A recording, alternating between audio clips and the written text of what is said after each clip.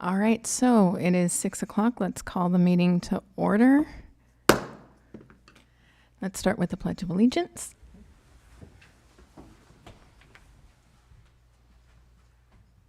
Ready, salute. I pledge allegiance to the flag of the United States of America and to the republic for which it stands, one nation, under God, indivisible, with liberty and justice for all. Hi Shannon, I didn't see you walk in. You're so quiet over there. Okay, do we have any changes to the agenda? No chairperson, chairwoman, Chairperson? chairperson, madam. Either one. Madam Chair. I like that one. Okay. Is Madam Chair okay? That works. All right, roll call, please. Chairperson Pruitt, Here. Vice Chairman Stoppenbrink, Here. Commissioner Helmar, Here. Commissioner Hill, Commissioner Papietro. Here. Okay, public comments. Under Government Code 54954.3, members of the audience may address the commission on any item of interest to the public or on any agenda item before or during the commission's consideration of the item. State law prohibits the Planning Commission from acting on non-agenda items. I don't see anyone from the public, so I don't think we have any public comment. Moving on to the consent calendar, we have, is this right? 2 items. Oh no, here. Do you have the agenda? This is the, Those are your minutes to sign. okay. All right. Hang on, no, I have it digital, we're good. You got it? Yeah, we're good. Madam Chair, I will motion that we approve the minutes from 12/12 and special minutes from March 19th. Thank you, do I have a second? Well, I would like to note that the one from March 19th doesn't list that you're absent, but it later lists that the vice chair was in charge. So I don't know if it needs to Well, it do does, that or not. I saw the same thing, but it does say under information consent calendar in the minutes that Pruitt was absent. Right, I just didn't know if it needed to be. Yeah. Okay, I'll double check and make sure everything's correct. Okay, if not, I'll second. okay, and any discussion? All right, my discussion is when I give my vote, it's only gonna be for the 12/12, because I wasn't here for the 3/19. So, all in favor, say aye. Aye. Aye. Aye. Motion carries 5-0. And then moving on to public hearings, we have one, Planning Commission adoption of resolution number 024-003, consideration of a zoning ordinance amendment and finding of categorical exemption under the California Environmental Quality Act, CEQA, for electronic vehicle parking standards in accordance with Assembly Bill 1236 and Assembly Bill 970. Thank you. Tonight, Planning Commission, we're requesting consideration and further recommending approval to the City Council, approval of a zoning ordinance amendment related to adoption of an ordinance that's correlated to Assembly Bill 1236, which requires local agencies to adopt an ordinance that creates an expedited and streamlined permitting process for electric vehicle charging systems. The state of California also adopted Assembly Bill 970, which requires local agencies, including charter cities, to deem an application complete and approved within a certain time frame if all requirements are met. So Assembly Bill 1236 amended Government Code 65850.7 to require jurisdictions with a population less than 200,000 residents to establish procedures for expedited, streamlined processes for permitting electric vehicle charging stations. And additionally, Assembly Bill 970 requires local agencies to deem an application complete within certain timelines. The amendments include requirements for a jurisdiction to adopt an ordinance. Geez, did this get in here multiple times? Am I reading the same thing? Oh, no, it's not. The ordinance also shall include the requirement that a jurisdiction adopt a checklist for requirements in which a permit application for electric vehicle charging station will be eligible for expedited review. So the proposed zoning ordinance amendments has been submitted by city staff to change the the electric vehicle parking standards to be in accordance with these two bills. A copy of the ordinance we've included in the report. The underlying text is new text pursuant to state law. However, the highlighted areas is new text related to residential land uses that the city council agreed to include in the text amendment. So there's some requirements as we move forward and kind of forward looking in terms of having the availability for charging at residential homes. And so that's where some of the additional language is. So you'll see that in the highlighted section. But with that, that's pretty much the presentation for the item. A lot of this language in here, the way the ordinance is kind of written, you'll see areas struck out. That's the existing code. The new language underlined is the new code. A lot of this is straight out of the statutes, as we've seen in building codes and different regulations the state likes to adopt. But then there are some highlighted areas. It talks about different levels of charging and readiness, as well as some regulations for residential land uses. So basically requiring these ready spaces in these homes. And so with that, if you guys had any questions, I'm more than happy to answer anything regarding the ordinance. And again, this is a public hearing. So with that, Let's start with Commissioner Papietro. Do you have any questions? The only thing I was curious of, because I've been away, is that I noticed that they're requiring residential, so if you have a two-car garage, do you need two outlets of class 2? And if you don't, we don't need to research that real deep, but I thought maybe Sean, you might know that. The new code would require the 2 ready spaces for a 2-car garage. Two-car garage, you need 2. Yeah. Yeah, interesting, okay. That's all I had, and I assumed that it was all boilerplate stuff that we're passing on. Yeah, so and so the residential portion, that regulation is not in state law, so it's not something that's absolutely had to be passed. Just in conversations, this ordinance we were assisted through Fresno COG's Circuit Planner program, which is a program where they hire consultants that help out small cities with generalized tax, trying to get up to date on certain regulations that need to be adopted. And so this was kind of a sediment that we're starting to see in various locations in terms of this criteria. So this wasn't like kind of just made up out of thin air, but it is at least getting these homes ready for it, because the cost to folks because we know down the road it's probably going to be mandated, as they do. Have they done solar?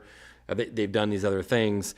PG&E's already starting to up transformers that they're building in new subdivisions, because the load requirement is almost double because of the electric vehicles. And so they're finding that in new neighborhoods, like in our existing neighborhoods, if 20 people in, like, say, your neighborhood, half of them wanted to have electric vehicles, I don't even know if PG&E could support the power because of the demand. And so Yeah, there's so much load that's gonna be put on the grid. I don't know how. I know. It's gotta be dealt with. yes, and so this is just getting it ready. It's not having to tie into the grid. You don't have to have the power. It's just basically making them ready for, similar to like the solar. So like solar, certain requirements for solar, a lot of them are solar ready, but they don't necessarily have to have the panels on them. But our code is built in. There's still part of our code that's built in that allows exemptions in certain circumstances. Whether it's a cost-effective measure or whether it's a delay in the project. This happened actually with Kmart, for the Tractor Supply, because there's a certain requirement for a number of electric parking spaces. There was a way to say, hey, you need to reserve those, but you don't need to tie into the grid. Because PG&E probably would have said no to that project if we would have said, hey, they got to put 10 EV charging stations in, whether they're level 1, 2, or 3. Basically, it would have caused a lot more of an issue. So from a financial standpoint, and also from a delay standpoint on the project probably couldn't, maybe not even gone if those requirements were in place. So we talked about doing deferrals and just, staying on top of making sure that they're progressing towards that. But basically at this point, we needed to get them open and get these developments moving. So for the betterment of the community, it was, to basically defer that. But there's still those nuances that would allow us in certain circumstances. Thank you. Problem. Commissioner Hill? Oh, I'm sorry, go ahead. Well, I got an electric car, and I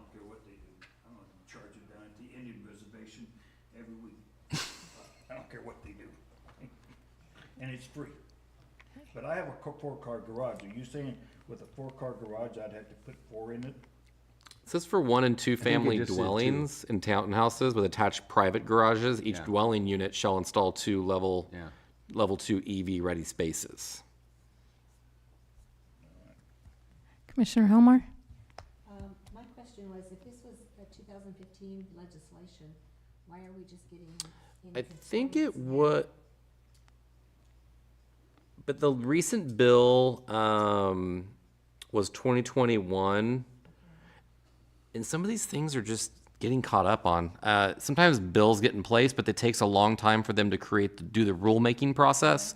So so the legislature likes to enact laws, but then it's kind of like the council adopting a policy, and then staff has to go through and adopt it. But it's like on steroids at the state level because there's so many bills that pass.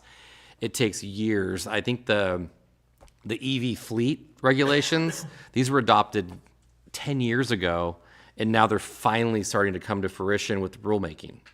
And so I think a lot of it is that these bills were passed. The last one was in 2021. But there's been some recent rulemaking, but yeah, we're a little behind on this. But from our standpoint, a lot of it is just getting it on the books. But when folks are looking to put in EV charging, we have regulations in place, but we're not denying projects. We don't have like a big backlog of projects. A lot of these are stemmed from jurisdictions that have a lot of other things going on where they are so backlogged that they're not approving these projects, or they're denying projects, or they don't have time and they're taking forever. It was similar to the solar deal. So solar had very similar regulations because jurisdictions were taking 6 months to process a solar application. So they put a law on the books that said, hey, you got to process this thing within 30 days and streamline it. Now there's even more regulations that now it's done electronically. There's actually like electronic, like almost like AI plaid checks for these things now for solar. So there's like a streamlined process. So you just basically upload the documents and it does the plan check electronically. And then it tells Robert, hey, it's good. And then he can issue a permit. So a lot of this is streamlining. There's a lot of added stuff in here that it just really makes it more clear what the state's goals are for some of these things. I just wondered why it was coming up now, if it, was. It's one of those things where the circuit planners are seeing, hey, there's a lot of cities in the state and then also in the valley that are just behind on getting some things updated, and we're just as guilty of it sometimes. But it's the ones where it's like more or else kind of taking the statute, putting it into an ordinance format, and then putting it into ours. There's not a whole lot of changes that will probably occur because of it. All right, and Commissioner Stoppenbrink, or Vice Chairman Stoppenbrink. There we go. Thank you, Madam Chair. My question is, this is not applicable unless you have an EV. They're not gonna force everybody in every residence to put this in, am I correct? No. And secondly, if you sell your house, it would be the responsibility of the new homeowner, if they have an EV, to deal with this, correct? Yeah, so typically this would be addressed most likely when it comes to like new development, though. It would be triggered on new development. In new construction, though, they're gonna be required to have that level 2 outlets put in, right? Yes, so there's already some requirements in the current code, but because this is under the off-street parking section of the planning and zoning code, this just adds a little bit more teeth in terms of just kind of being ready for the future in terms of what needs to be kind of built. Thank you. Any further discussion? All right. Let's open up the public hearing. I don't see anybody coming forward. Did anybody, We didn't Send receive any anything public in? comment, nope. no? Okay, all right. Let's close the public hearing. If there's no need for further discussion, I'll entertain a motion. Madam Chair, I'll move to approve resolution number 024-003. Thank you. Do I have a second? I'll second. Thank you. Roll call vote, please. Vice Chairman Stoppenbrink, Aye. Commissioner Helmar, Aye. Commissioner Papietro, Commissioner Hill, and Madam Pruitt, Aye. or excuse, Chair, Madam Chair. what is it again? Madam, Sean said Madam Chair. Madam Chair. I should have just stuck with what was on my paper and gone with Chairperson Pruitt, right? Madam Chair. Yeah. What was your vote? Aye. Thank you. She abstained, didn't you hear? Okay, discussion and/or potential action items. We have none. Department reports. No. Nope. Communication, staff announcements. I don't think I have anything. We talked a little about Unwired before, so yeah. Okay. And commissioner announcements.